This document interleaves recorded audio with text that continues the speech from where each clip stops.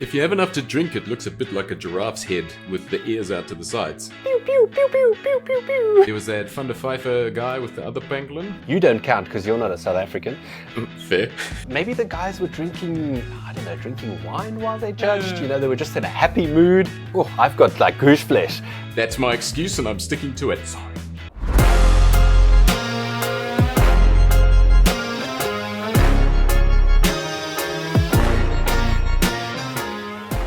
Hi and welcome back to the Safari Shots podcast.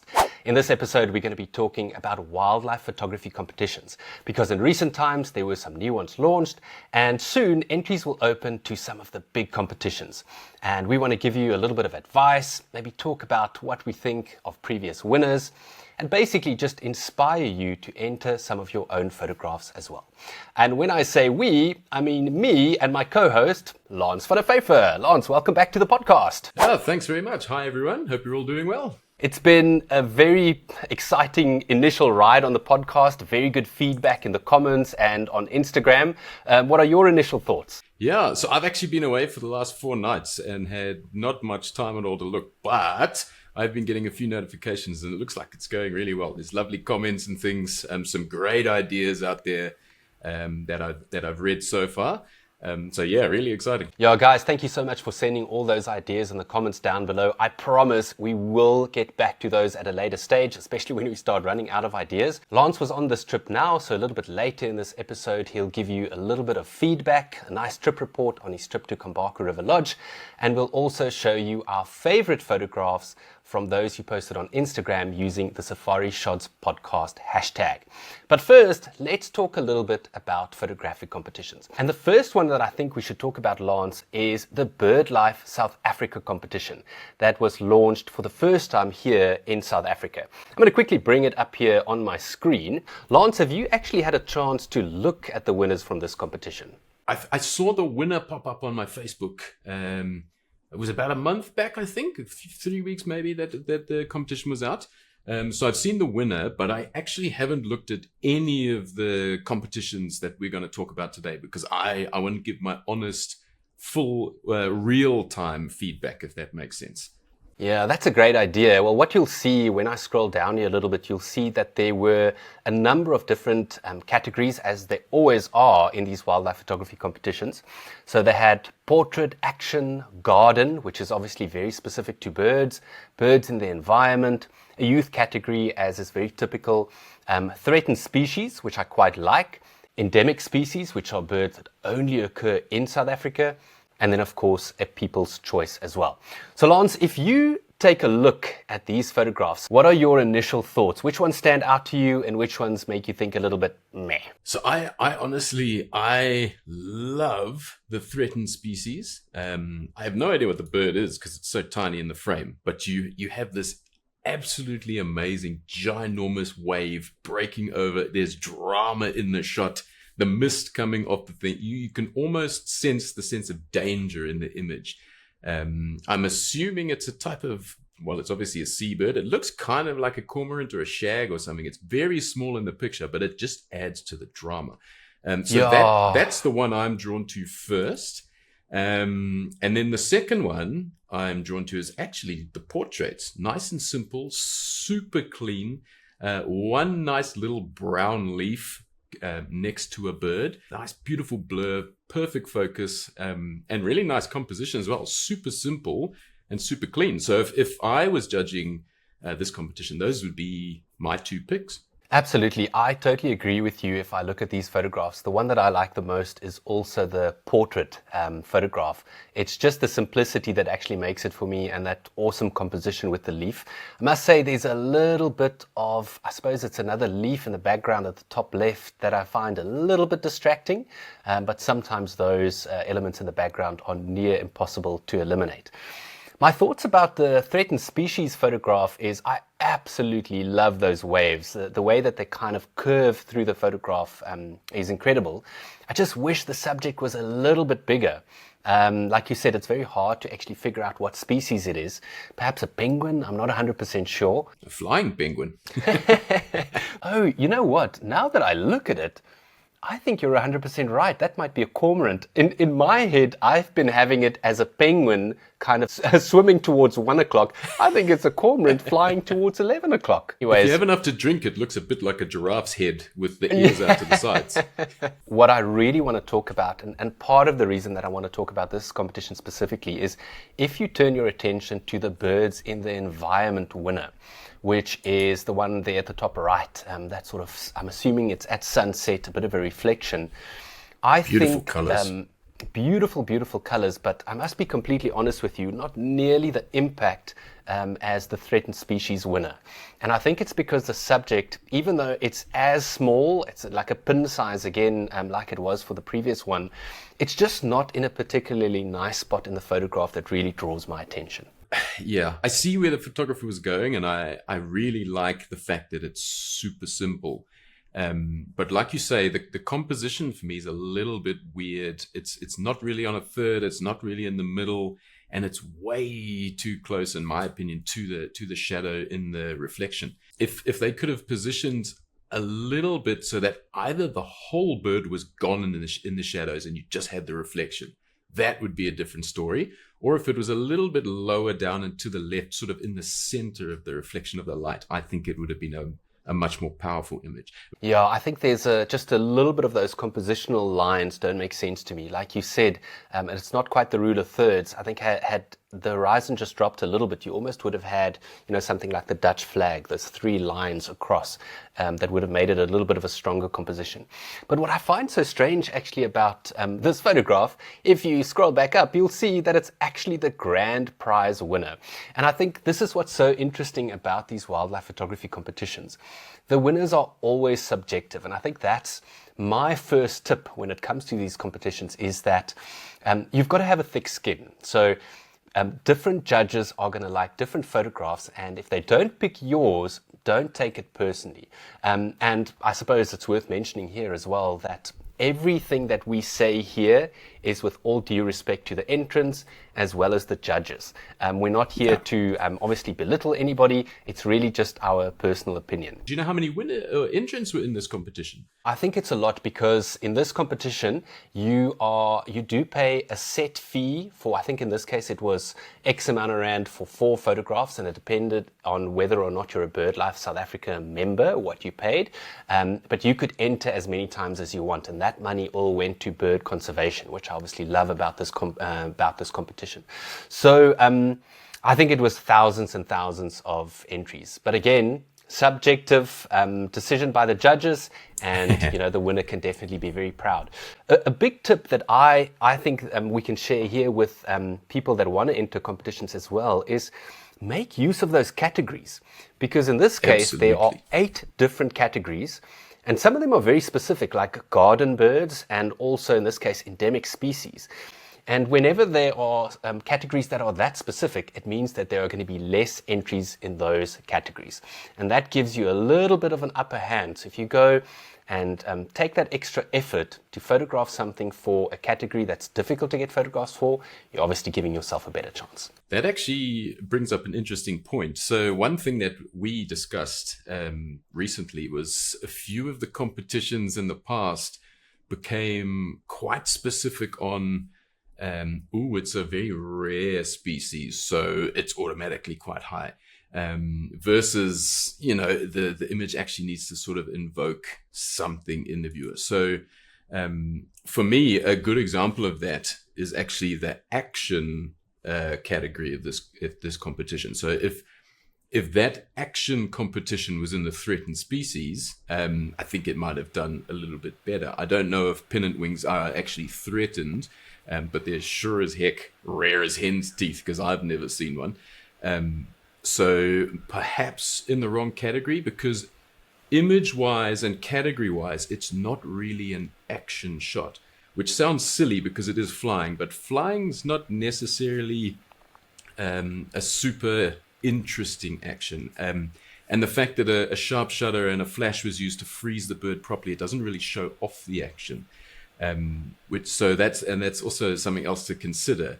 If it's action, how do you show the action? So yeah, Maybe it's a bird like drinking and water, maybe some slow shutter water or something like that. Yeah. Something extra in the You image to imagine really a push through the slow action. shutter speed shot of the pennant wing nightjar with a bit of second curtain flash, so that you get the sort of trails of light after the feather, and then you can see that it's flying, which then would sort of fit the action brief. Yeah, what I like to do with birds action is if I'm photographing vultures at a carcass, I love trying to get my camera dead still on a beanbag and then taking slow shutter shots, because then some of the vultures will be frozen, the ones that sit dead still, and some will be moving, and it really captures that squabbling around the carcass very nicely. Yeah, that actually reminds me, I've got a shot to enter for next year. Thanks very much for reminding me. Well, so speaking about entering, Lance, did you enter the Birdlife South Africa competition? I actually did not enter this year for a couple of reasons. Firstly, I was away, I think, when it was launched, and I didn't hear about it, which I feel quite bad about. And secondly, I do have some really nice South African bird shots, but I don't think my bird photography is as strong as some of my other suits. But I did, however, this year enter the South African Photographer of the Year competition. So this competition is quite interesting. So it just launched. It's really nice categories, but the images had to be taken in the last 2 years. So although I entered, I didn't actually think that I had anything that would stand a good chance, because I do think I've taken some very cool pictures in the last couple of years, but they were actually out of South Africa. So yeah, I didn't really think I had a chance, but I entered anyway, because you never know, right? Like we say, everything's subjective. How about yourself? Well, did you enter? Yeah, no, I didn't enter, and it's pretty much for the same reason. Most of my best shots are taken outside of South Africa. And again, like you said, it had to be taken quite recently as well. And in recent times, I've been mostly in Botswana and East Africa and places like that. But I like these country-themed competitions. Firstly, because it really showcases the best of South Africa. I'm very proudly South African, on all fronts. And I just want to commend the organizers of this competition for actually taking the time to show the world what South Africa has to offer, not only from a wildlife point of view, but also from a landscape point of view, because I know that category is there as well. So if I quickly go in, mammals, we had amateur and professional, we had landscapes, again, amateur and professional, and then birds as well. Oh, I see there was a black and white category as well. And then animals in the environment, underwater, and that looks like that's the lot. So what I quite like about this competition is that they split it up in amateur and professional. What are your thoughts on these organizers actually giving the amateurs a slightly better chance by not having to compete with the pros? I actually think it's quite a good idea. Which we'll speak about for another competition coming up too. Obviously professionals are expected to be a little bit better, and they also kind of spend more time in the bush. So you'd expect them to have better images, which is quite ironic, because looking back through my last 2 years, I didn't think I had anything that would win, right? So it is a little bit of a case of being in the right place at the right time, because you cannot take an award-winning photo every day. The most amazing sightings sort of don't happen every day. But if you put a professional next to an amateur in the best sighting in the world, the professional probably will get a better photo out of it. So I like the idea that they split it. It gives a little bit of bragging rights out there as well if the professionals do win some. But yeah, what do you think? It's a good idea, bad idea? Yeah, so I think it is a good idea. I do think it's a little bit unfair to the amateurs if you combine the two of them. But what I can say to you as well, what I know from experience, is when I'm leading a photographic safari, so much of my attention is focused on getting my guest into position that I don't always have a chance to get the best shots. That's very true. So yeah. I find that my competition photographs are usually ones that I took on my own. I either traveled for YouTube or I conceptualized a shot and went out. And that's another thing, maybe another tip for people that want to enter competitions, rather than just trying to wait for that lucky moment. It might be a kill or a this or a that. Try and conceptualize some shots. And what I mean by that is, think to yourself, how can you actually put yourself in a position or create a situation where you make a shot instead of take a shot. And that's, that could be months or even years in the planning. And a little bit later, when we talk about the Natural History Museum's Wildlife Photography of the Year competition, we'll talk about a few photographs that were quite obviously conceptualized. But I'm completely tailing off here. Let's have a quick look at the winners. You said you haven't had a look. No, I'm excited. So, Lance, what do you think of the overall winner? I think it was one that was entered into the birds category. Yeah, it's quite funny. So interestingly, very similar to the Birdlife image. So ginormous waves, small bird. It's quite interesting that there's clearly a niche out there that people enjoy that type of animal in the environment shot. It's a little bit easier to get an idea of the bird. I still couldn't tell you what it was, mostly because it's not that big on my screen, but very, a lot. It stands out a lot more than the Birdlife one. I do, however, like in the Birdlife one, it was a lot cooler.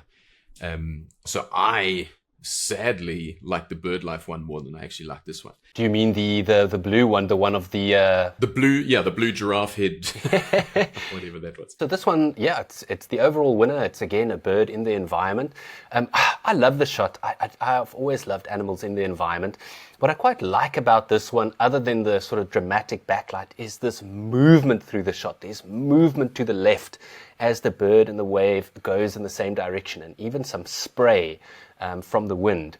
So yeah, I absolutely love it, and my eye is drawn to that bird immediately, which I like, which didn't quite happen for me with the overall winner on the Birdlife competition. It's a great point, yeah. So it's in the middle of that bright spot, which comparatively would have been the middle of that highlight in the river, and therefore you're attracted to the actual subject. And then what about the overall second place and third place images below that?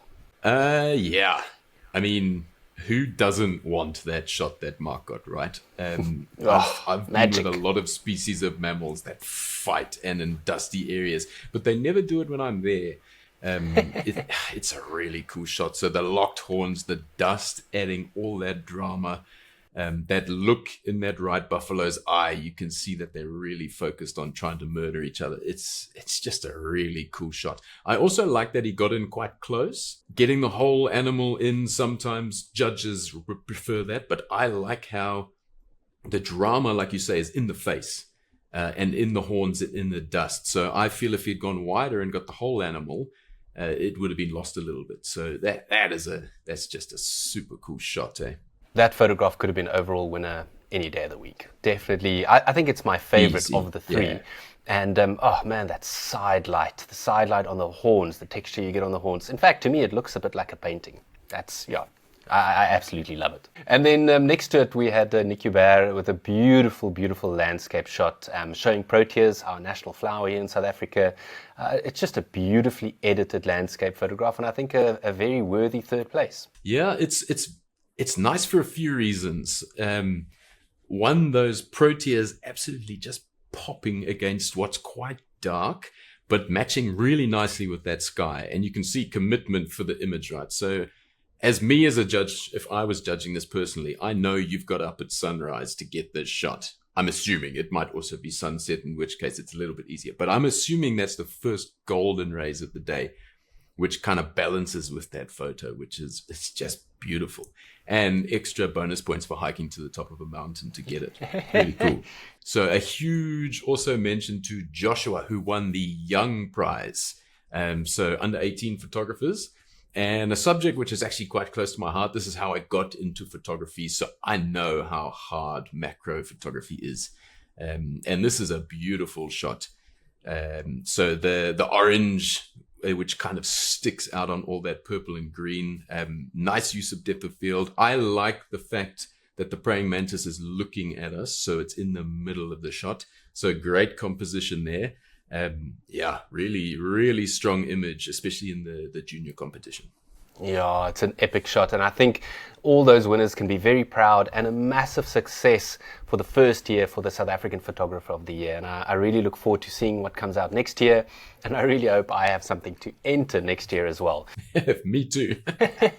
Now, I know that this was a paid competition, but again, you could enter as many times as you wanted, and I have absolutely no issue paying to enter a competition, because obviously these guys go through so much effort to put it all together, and especially to go through the voting process as well. So Lance, let's quickly talk about another competition that you alluded to earlier, where there are also an amateur category and a pro category. The other competition that we were mentioning is the Pangolin Photo Safari competition. So they've been running this for quite a while now, and this is one that you absolutely have to enter. They have quite a few categories, which is great. Again, if you can make an image rather than taking an image, you can sort of target a specific category that you think will have less entrants. And this year, for the first year, it's not a paid, well, I don't know for the first year, but it's not a paid entry. All you have to do to enter this competition this year is watch it's about a 10-minute video on pangolin, how to act in a sighting around a pangolin. So a little bit of pangolin education. As you guys know, we have a non-profit that supports a lot of pangolins and pangolin conservation, so it's dear to our heart. Pangolin Photo Safaris is obviously quite, they enjoy pangolins as well. It's in their name.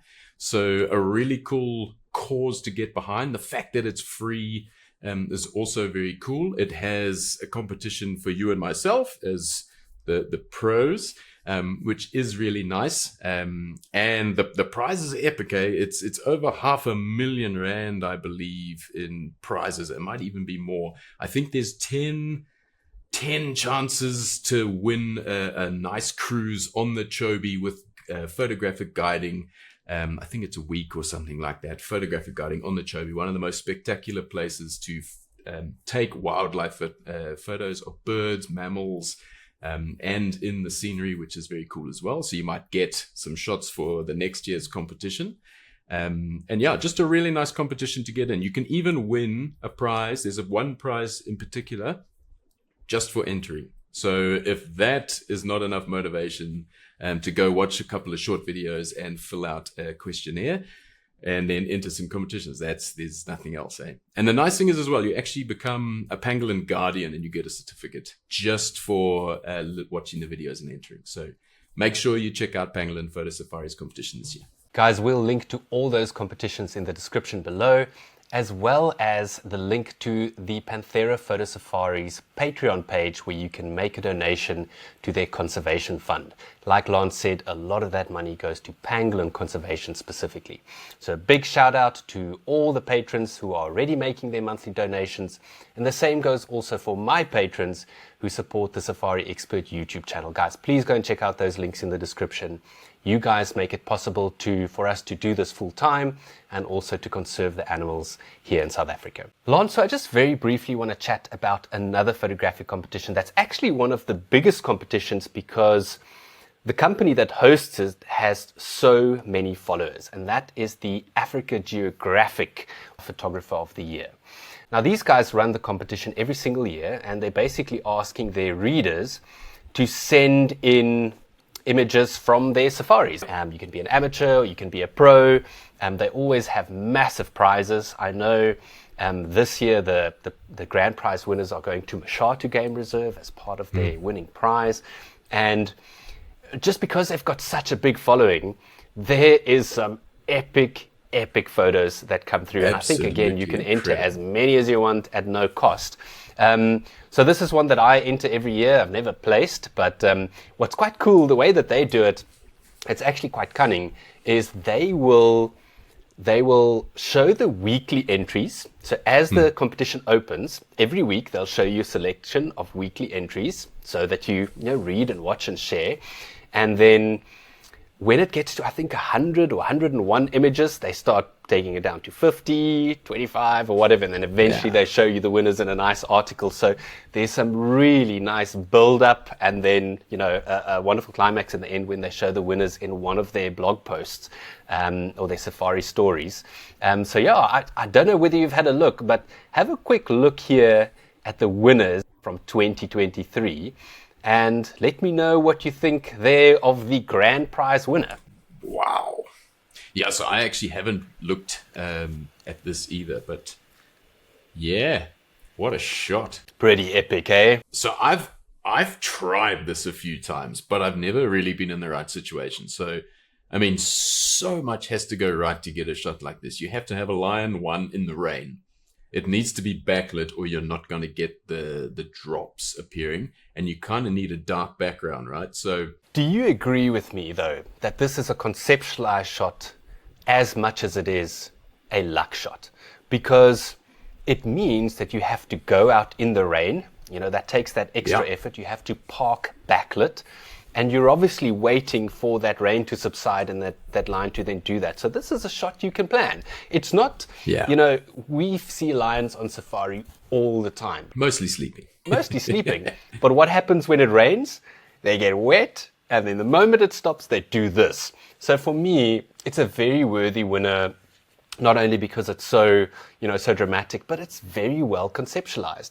And what I love about it is this, the photographer left just the right amount of space.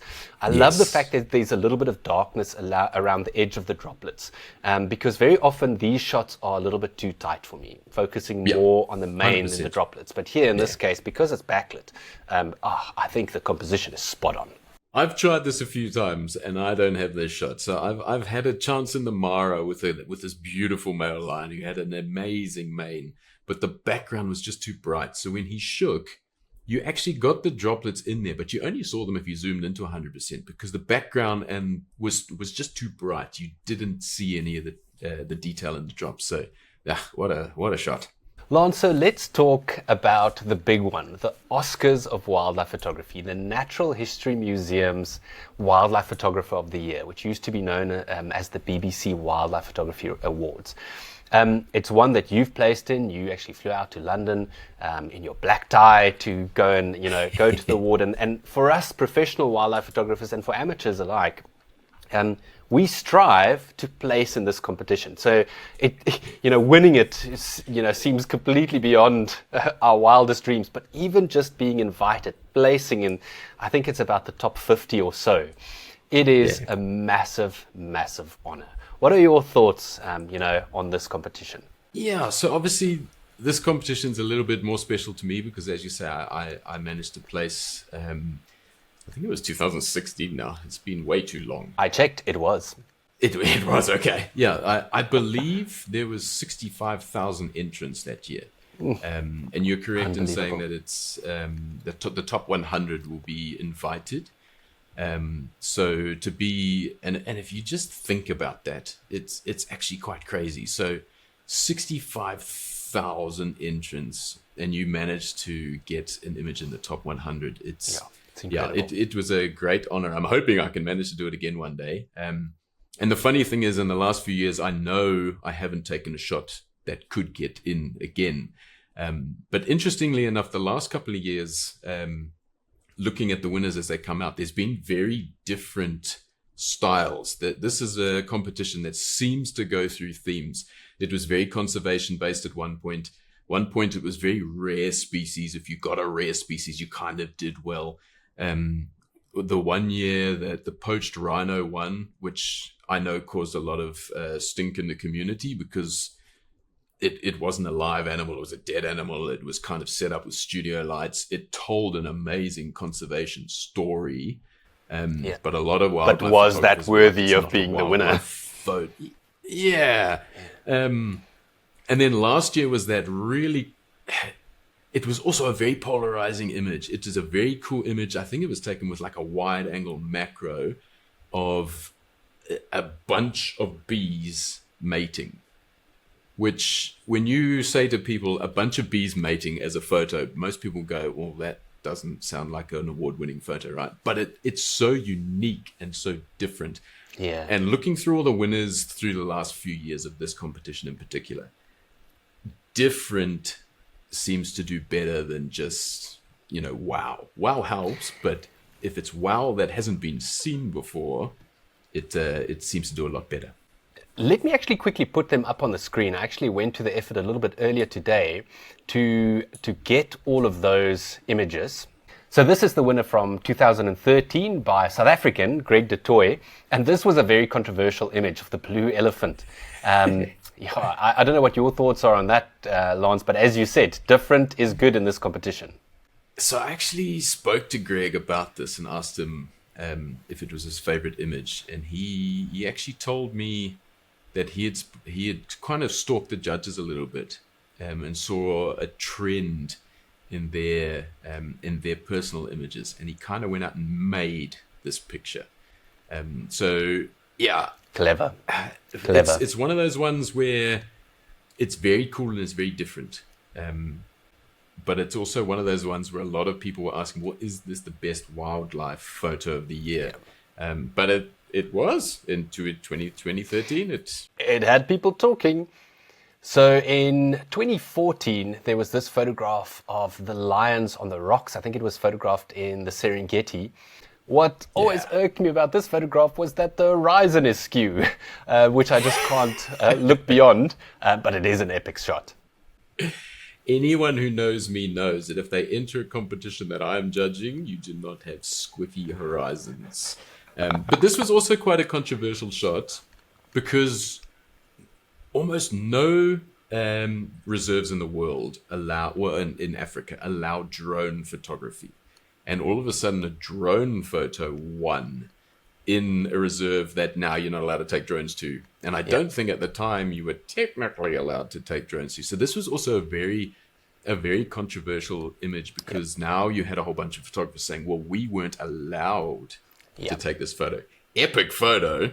Like, don't get me wrong. If I was allowed to take that photo, I would love that photo. But again, a little bit maybe controversy is the way to go. Absolutely. What do you think? Well, so in 2015, this photograph of the two foxes won, and I must be honest with you, this is my favorite one from the last 10 years. And I remember that. The original story about this was that there was definitely a conservation angle as well, because it was the red fox encroaching on the Arctic fox in terms of its habitat because of climate change.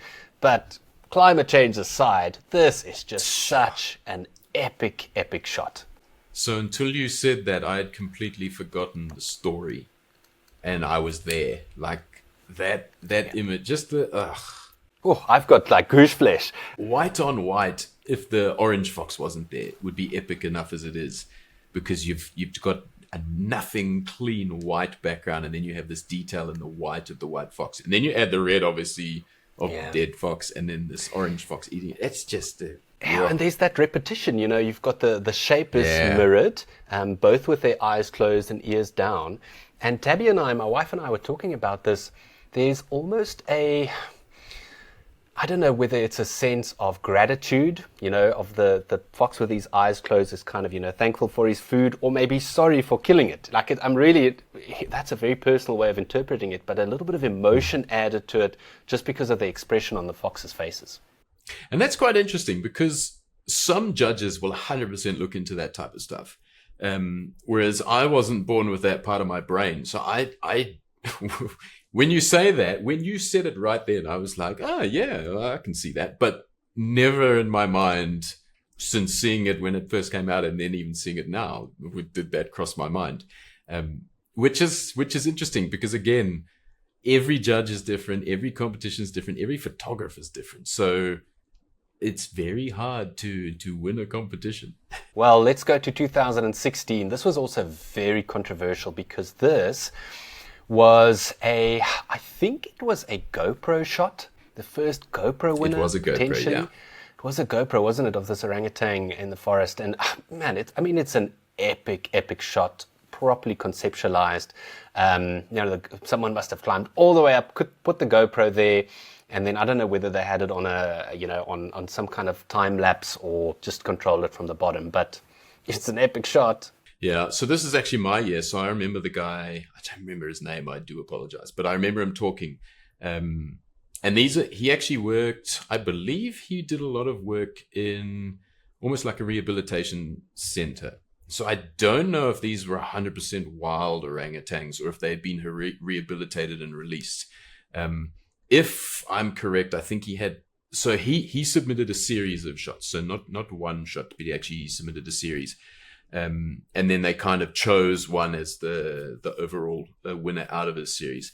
I think there was orangutans and wheelbarrows and things like that. So it was quite a conservation-sided story, if I'm not mistaken. And then this was the winning image out of it. And then when he actually said in front of everyone, this was a GoPro, the whole kind of crowd went, huh? which is interesting. As you say, I think it was the first time a GoPro had won. But definitely a strong conservation theme to it as well. Now, in 2017, that's the one you mentioned earlier by Brent Sturden, again, South African. It's hard for me to even look at it. Personally, I didn't like it as the winning image, just because it had suddenly become purely a conservation message as opposed to a wildlife photography competition. But I obviously totally understand why the judges chose it. But for me, it's just too hard to watch. Yeah. No, it's actually very sad. And also, like, on a technical aspect, you can see it's flash photography, it's in the day. But then, because it's flash photography, there's certain things that should have maybe been controlled a bit better as well. Like that, the sky is blown out. So the fact that you're kind of creating your own light, it probably shouldn't have been blown out. And then to win the biggest competition in the world. Yeah. Controversial. Or wildlife photography-wise. But again, like you say, a very strong message. And this was kind of, I think it was 2 or 3 years maybe, where it kind of kicked off a conservation trend in wildlife competitions. So not just this one, but others as well. It kind of went a bit conservation-y after that. And then it's kind of tapered off again. Well, it's interesting because the following year, it was again sort of a flash-sided flash photograph that won, luckily, of live animals. But yeah, myself and Øystein photographed these very, very rare monkeys. I think it was in China or somewhere. Beautifully lit, but it's essentially just a portrait shot of these animals. And the colors are amazing, not only on the animals, but in the greenery in the background. So, I mean, he's a master at flash photography, but is it the best shot of the year? See, I remember when this came out, and one of the guests was actually talking to us at Juma, and I remember you didn't really like it much at all, and then I didn't think it was the best, but I liked it a lot more because I saw the sort of the technical side of it, the balancing the ambient with the strong use of flash and that kind of stuff. And then it didn't seem so bad. But yeah, and I remember the guest as well saying how. But it's because this guy, I don't know if it's a studio light. It's probably not a studio light, but probably just a big umbrella and a flash. But to me, it looks like it's coming from different sides. Eh? Yeah, I would have just loved the composition to be a little bit different. I think the monkeys could have been a little bit further to the left, looking, more space to the right in the direction that they're looking. I think it would have been a stronger one for me. You also hated the fact originally that the tail was cut off. Yeah, true. Always happens. So the 2019 winner for me was bizarre. When I went through it all again today, I was like, was this really the winner? And it looks like it should be the winner for the Comedy Photography Awards. But that's what I was just thinking, yeah. Yeah, so I actually can't believe that this was the winning image. But I mean, look, it's fantastic. We all want to put a caption in there, and it is a fun shot. But again, it's weird for me that this was the best shot. And again, I wish I was sitting in that judging room, and maybe the guys were drinking wine while they judged. They were just in a happy mood. But I think it's quite fun, actually, that something like this won. Yeah, I think you sent this to me when the day it came out. You said, "Have you seen this?" And I went, "No, what is this?" And then you said it was the winner, and I also. It's for me the crop is funny. They've gone 16:9, but they're really tight to their head. The background is not rendered that nicely, so like it doesn't separate the animals that great. It's a bizarre winner. It's to just, say the least. Yeah. I mean, it's probably one of those sightings. You'll probably find that this has happened 3 times in the history of photography, and that's and one of the judges knew it. But yeah, I remember other photos from that year, and yeah, unfortunately, I wouldn't have chosen this as the winner. This to me is a very typical Reader's Choice winner, or viewer's choice winner. These funny photos often tend to do quite well in those. So in 2020, this is one that I did not like at all. And this was the tiger hugging the tree. Look, it's obviously quite an emotional image, but what I didn't like about it was the way that the image was edited. It's got a very weird texture to it for me. It's a little bit too dark for me. And I don't know. What are your thoughts, Lance? Yeah, so I do quite a bit of camera trapping. I know this was a camera trap image, which also, I think this was probably one of the first years where all of a sudden people were asking, well, should camera trap photography be allowed because you're not there pushing the button? And as someone who does a lot of camera trapping, especially with lights, this I believe has got some artificial lights in it. As a person who does that type of photography, I know how freaking hard it is. You have to compose and light an image of a subject that doesn't exist. You normally have to set it up in the day, and most of the time these things come after dark and things like that. So technically wise, these are some of the hardest images you can get. But in saying that, composition's probably not great. He probably didn't think it was going to hug the tree, right? He probably just thought it was going to come up and sniff it and walk off. So he hasn't really composed for that. But on a behavioral side, it is quite cool. I think I'm a little bit more fond of it than you are. Purely because when was the last time you saw a tiger hug a tree, right? But it's obviously part of its ritual. So it's rubbing its scent glands on there and it's doing its territorial thing. And to be able to capture that, because we've both seen tigers and I haven't seen them scent marking in this way. So that's quite unique. I also stand to be corrected, but I think this may have been a very rare tiger in an area at least where tigers are very rare, which I think plays to the photographer's advantage here as well. But when it comes to camera trapping, for those of you that don't know, that's basically where you take your DSLR or mirrorless camera, not a trail camera, but a bigger camera with some motion sensors and very often lights as well, and you set it up on game trails or wherever you expect animals to come down. And believe me, it's a lot harder than you think to get that perfect composition. Like Lance says, it's something that he tries a lot, and he'll tell you getting the lighting right alone is a massive, massive challenge.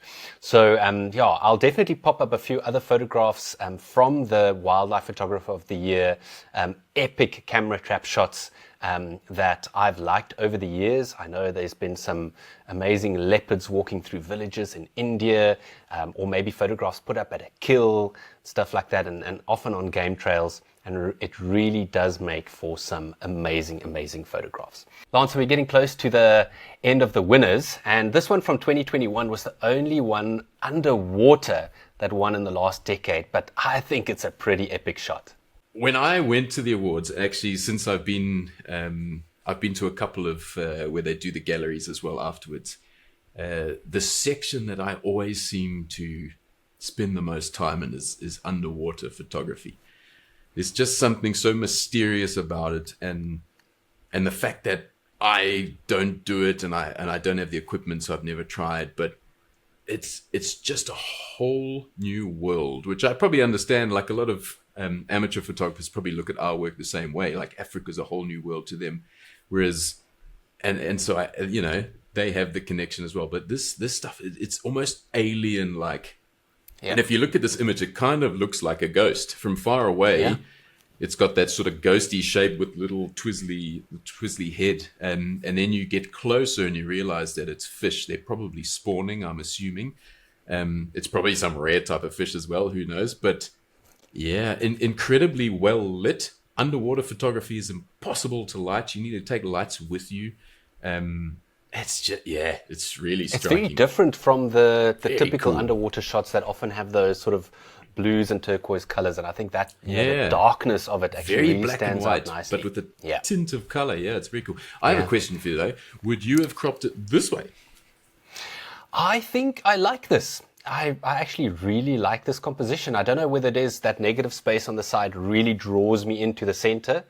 So I like the way that it's cropped. So lastly is the photograph that you spoke about earlier, which was the bee ball that was photographed. And Bees. it's a ball of bees, and apparently it was some kind of mating ritual. When the females are ready, the males all attack and hold onto her. And I actually really, really like it. I just think it's different. I think it's beautifully lit. There's action. It's great composition. The aspect from, the perspective, I should say, right from ground level.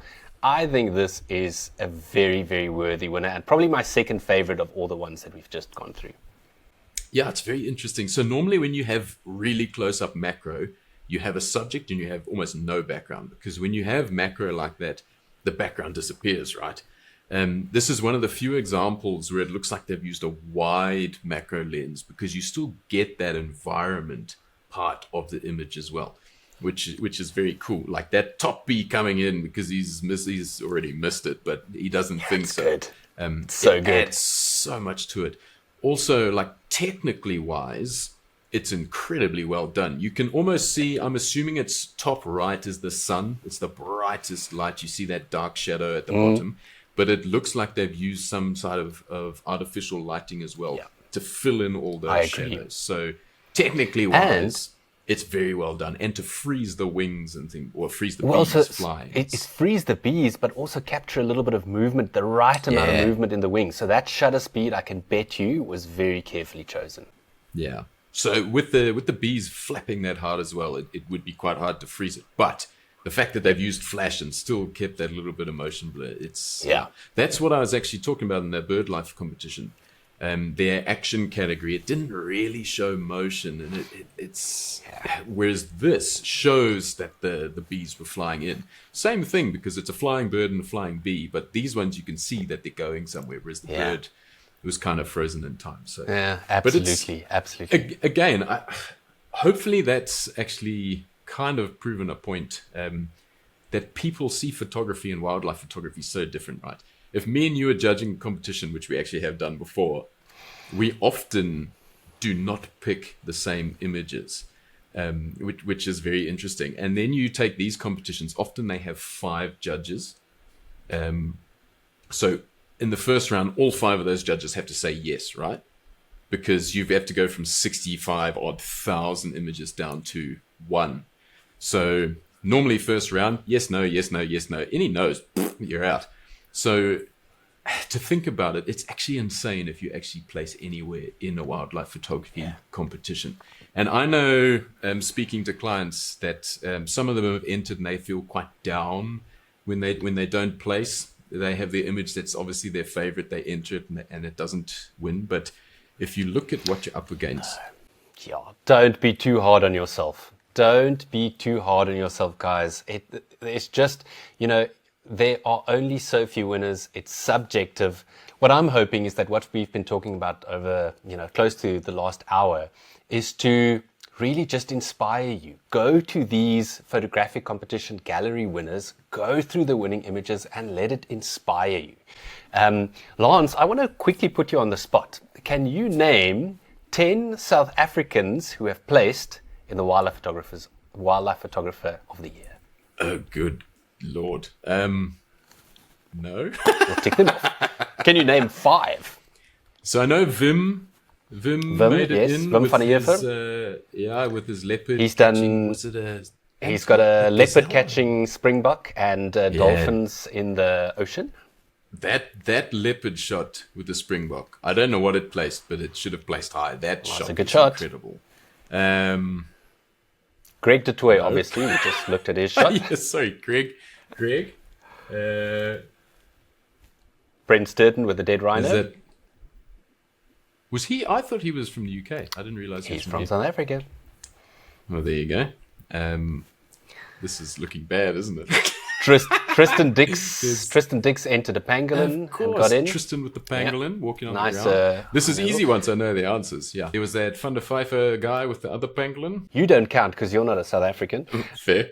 Hannes Lochner has entered quite a few shots over the years. He's had a lion looking down. I think it was one of the book covers. Many years ago, a guy called Jamie Tom, I think he may even have won with a leopard with was it the moon or the sun behind it, like lying I on unfortunately a something? don't know that name, so I'm failing Morkel, this test clearly.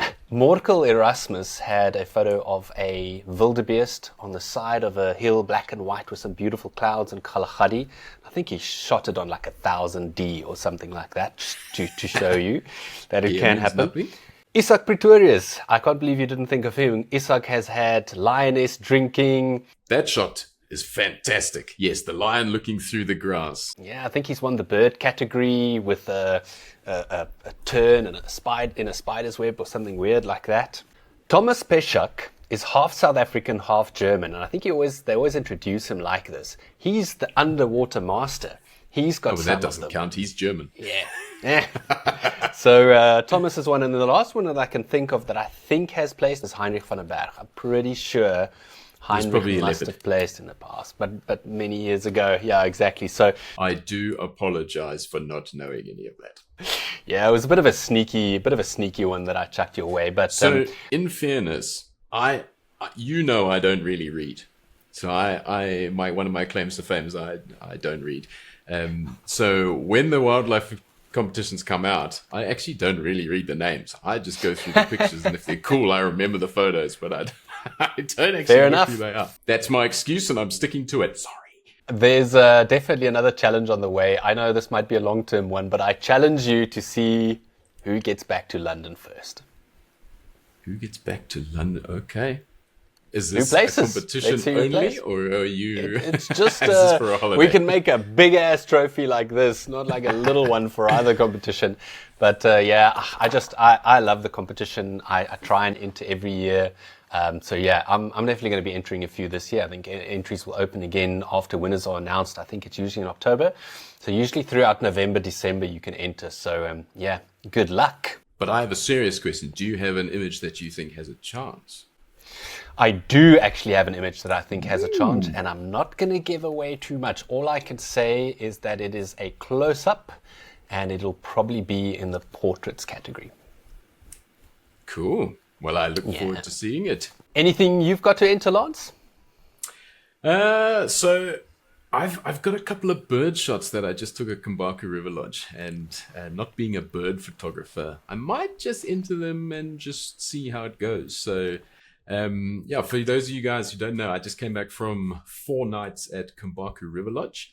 So a very cool one-on-one personal training photography-wise. It was very nice.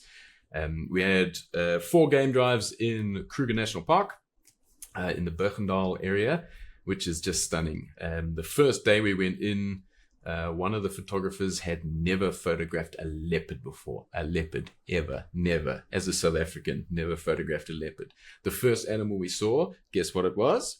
It was a leopard in a tree. He also said he wanted to photograph a leopard in a tree. Kruger obviously is one of these places where you can have very good luck or not so good luck. And we had epic luck. So we had 3 different occasions where there was 3 or more of the big 5 in one sighting. We had one night there was actually 4 of the big 5 in one sighting. So the only thing we needed was a leopard to pop up, and we would have had 5 of the big 5 in one place. So we had a herd of about 500 buffalo come down to drink. A couple of rhinos pushed their way through. We found out the lions were stalking them from the backside, and there was a big bull elephant behind us. So absolutely incredible. And then while we weren't doing game drives, we were in the photographic hide. And the photographic hide, especially for bird photographers, is one of the best places to get some bird photography images, and also to learn the best ways your camera captures bird photography images, because it is very different. Your autofocus setup for birds in a hide is actually very different to just general mammals driving around. So we had a great time photographing birds, and then it kind of became a competition between the 3 of us to see who could get the best swallow flying shot. And I don't know if you've got images of flying swallows, or if you've tried. It's so difficult. It's so difficult. Hard. So luckily, actually, all of us came away with some flying swallow shots, which is incredible. Because some different techniques have to go into it. You can't really rely on autofocus because it's just not going to be able to keep up. Were you like pre-focusing? So we did some pre-focusing, we did some autofocus, and then we tried everything. Like we tried everything. So my best photo actually, which will be this one, I pre-focused, but I actually panned it from about 20 meters away, but I pre-focused about 3 meters away. And the shot before that was completely out of focus. And the shot after that, shooting at 20 frames per second, was completely out of focus. And the one in the middle was awesome. That's the best technique. This is exactly what I did for my best swallow shot, which is this one, where I did exactly the same. I just pre-focused on the water, maybe a little bit further away, and on a gimbal, I actually tracked it or tried to follow it. I couldn't physically track it with a focus, but just followed it and fired away. And then when it came into that bit, you just hope that it goes and it drinks or flies through that specific spot. Yeah, so we had set up large tracking points in the top of our frame for when they were flying out from about 20 meters away. We had set up smaller boxes in the middle for when they were sitting on the edge of the bank and then they were flying towards us. We set up pre-focused areas. Like we shot them at 35 mils as they tried to enter the hide because they were actually nesting inside the hide. We tried everything. But we had an awesome 3 mornings of shooting swallows flying, which is just incredible. So I'm so glad, man. And then we also had some herds of elephants. We had 3 lots of elephants that came to the hide, which is absolutely awesome. The hide is very close to the water. You can actually touch the water from inside the hide. And then one big bull elephant decided that he was going to come right up to the window. And so this shot is it was taken with a 35mm lens. Actually, no, sorry, a 16mm lens from about a foot away from the end of his nose. And then we did some editing. So obviously he was so close, we got the roof of the hide in the shot because he was so close. So then we spent a bit of time showing the guests how to get rid of the roof and then also how to expand the image a little bit with the new AI editing. Which we'll talk about in a future podcast, as many of you asked in the comments. That's coming up, yeah. So overall, a fantastic safari. We actually went back into the park again to check that leopard in the tree. As we got there, the guides were going nuts on the radio saying there's 2 leopards in the tree, which we thought was quite weird because he was a big dominant male. And it just goes to show that the guides needed their eyes checked because as we pulled in, it was 2 lions in a tree. Wow. The lions were in a tree. The hyenas were murdering each other at the base of the tree. Eventually, one of the lions dropped the head of the impala. The hyenas stole it. The lions all chased that. The leopard who made the kill ran in to see if he could pick something up. The lions saw him and chased him the other way. He went up a tree. The lions didn't see where he went. They went the wrong way. It was chaos, but it was absolutely amazing chaos. Well, guys, well done for all of you boys and girls that have watched up to now. We're going to start ending the podcast by talking a little bit about the photographs that you guys have shared on Instagram by using the hashtag the Safari Shots podcast. But first, Lance, you got a little surprise in the post, didn't you? Yeah, so we actually got a lovely message from Stay Wild. It's a couple. They're running this company now. And their idea was to produce affordable safari clothing, hats, cups, things like that, and to just get people sort of aware of conservation and things like that. So they have actually given us a hamper to give away, which is worth about 1,000 Rand, and it includes a hat, an awesome beanie because we had our last day of Kombaku was 8 degrees. I needed this. We've got a really cool buff. For those of you who don't know what a buff is, it's like a bandana. You wear it on your head. Keeps the dust and the heat away. A really cool cup. It's a coffee mug. You can put your coffee in there while you're in the bush. And what I really like, because it smelt my whole cupboard out and it smells amazing, is they've got their own coffee line. Wow. So they have a coffee sample to give away as well. That's if it doesn't disappear before we give it away. And so, yeah, all of this was sponsored by Stay Wild to say congratulations on your launch of your podcast. Fingers crossed it goes well. And yeah, thank you so much to Stay Wild. We'll link their Instagram and their Facebook down in the comments. Please go and like them and give them a big thumbs up. Thanking them for sponsoring the channel. And yeah, we actually have this hamper to give away to one of our lucky viewers. Yeah, so what we'll basically do is in a minute or two, we'll randomly just choose someone that used the hashtag and posted one of their photos, and we'll send this parcel to you. But Lance, as we promised in the first episode, we were going to choose our favorites from, the photos that were posted on Instagram using our hashtag. Which ones did you like the best? Cool. So my overall favorite was this elephant from Tustin Z. How do you reckon you say that? When you go into his profile, he's called Richard Tustin. Okay, well, there you go. So Richard Tustin. Awesome elephant picture. This one was my favorite. So I just really like how the curve of the trunk kind of extends into the mud that it's flinging into the air. So that mud could almost be mistaken for the end of his trunk as it spirals around. And then as you get a little bit closer, you see the sort of faint particles of dust and mud that are flinging off to complete the spiral. It's just a really cool shot. So that was my overall winner for this month. And then I've got a couple. So my second favorite shot actually was the kudu shot from Blackmane SA. It's a beautiful shot. I actually just want to ask you your honest opinion quickly without thinking about it. What do you think of this composition? I actually don't mind the square composition. I've gotten so used to it on Instagram. This was actually my favorite shot of the ones posted. Yeah, so I really like it. I think it's got kind of an ethereal kind of look to it. Nice shallow depth of field. My eye is drawn there immediately.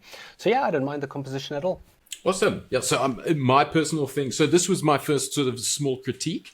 This image in particular, I would have thought if the kudu was slightly lower and slightly further to the left, so he's kind of looking into the shot, it probably would have been my favorite, just because, like you say, that ethereal lighting, that beautiful backlight coming through the trees, it's very warm, it's very soft, it's very pretty.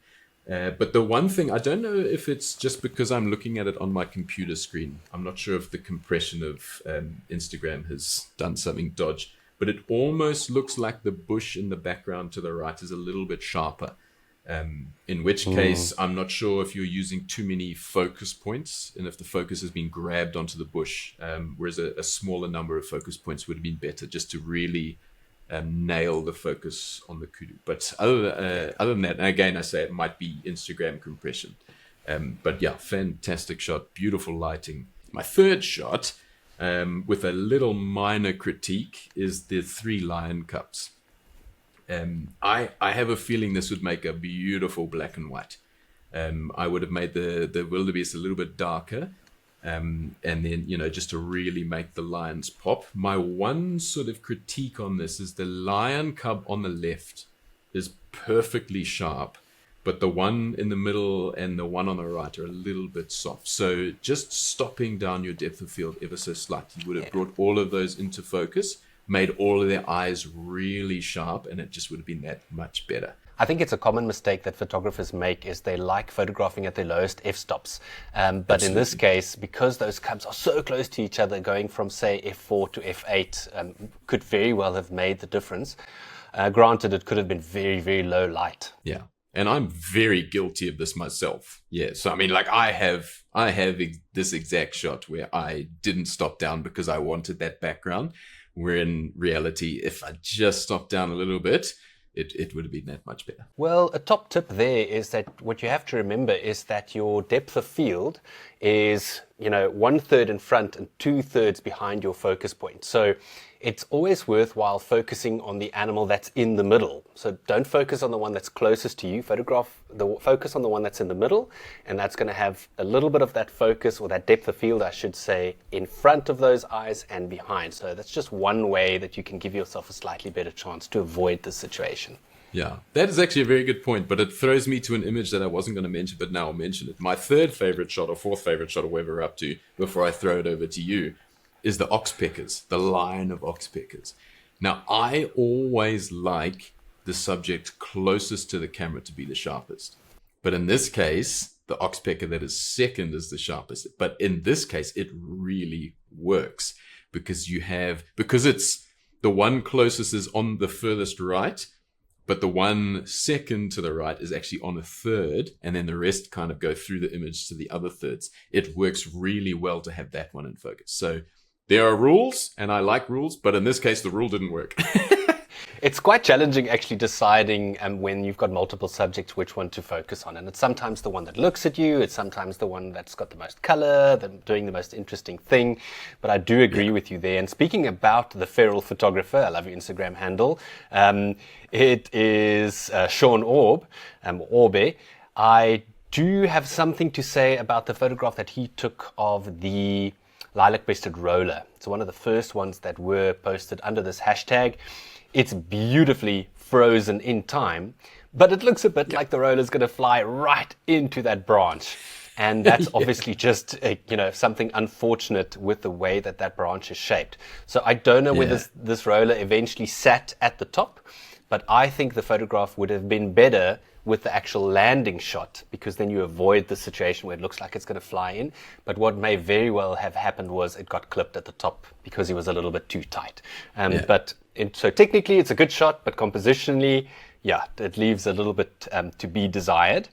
See, and interestingly, that shot with the log, and I know this has nothing to do with the photographer because he doesn't make the logs right, but that first branch looks like it was cut with a chainsaw or something. Yeah. It's very mechanically square, which didn't it didn't do much for my face. It does stand out. And again, it's not the photographer's fault that it was probably a bush cleared tree, right? But those things kind of catch those my are the eye. kind of things that judges would look at if you are entering a competition. Yeah. So, like I said before, my favorite shot was also the Kudu by Blackmane SA.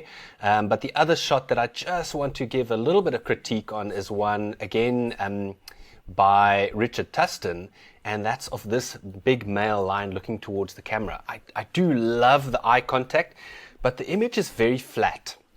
And I think what may have happened here is something that I see a lot of amateur photographers do, and that is that they underexpose grossly when they take the photograph because they're scared of clipping whites, and then they try and regain some of that detail in post.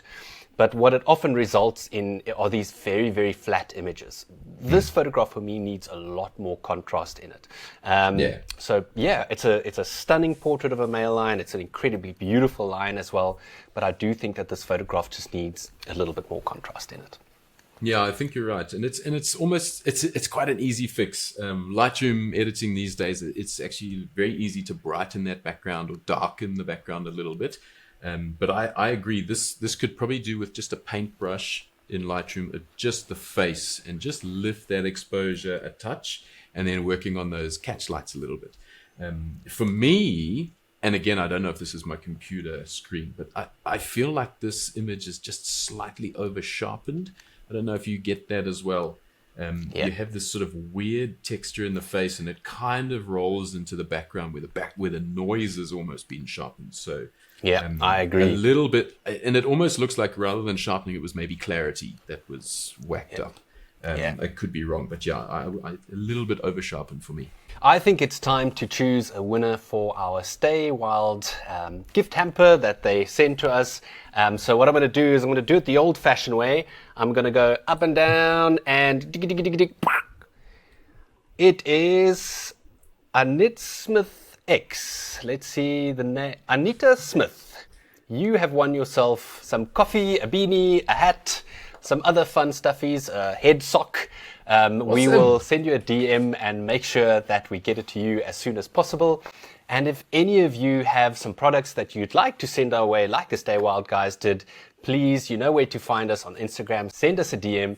We're very happy to give you a punt here on the Safari Shots podcast and to give away your products to one of our lucky listeners. Lance, it's been an absolute pleasure. These podcasts are only going to get longer and longer because we get completely soaked up in the moment. But I had an absolute blast, and I just want to remind all of you, use our Safari Shots podcast hashtag on Instagram if you want to share photographs with us and also stand a chance to potentially win some nice hampers. Check out all our links in the video description. to our Safari pages, our Patreon pages, anything else important that we spoke about, and do keep on dropping those comments down below of potential video ideas for the future. We will get to those. Thanks very much. Hopefully we inspired you to maybe enter one of these competitions coming up. And if maybe you've entered before and you didn't quite win, hopefully we sort of eased the disheartenment a little bit, showing just how hard it is to make it through. And yeah, until next time, thank you so much to Stay Wild and happy shooting. Pew, pew, pew, pew, pew.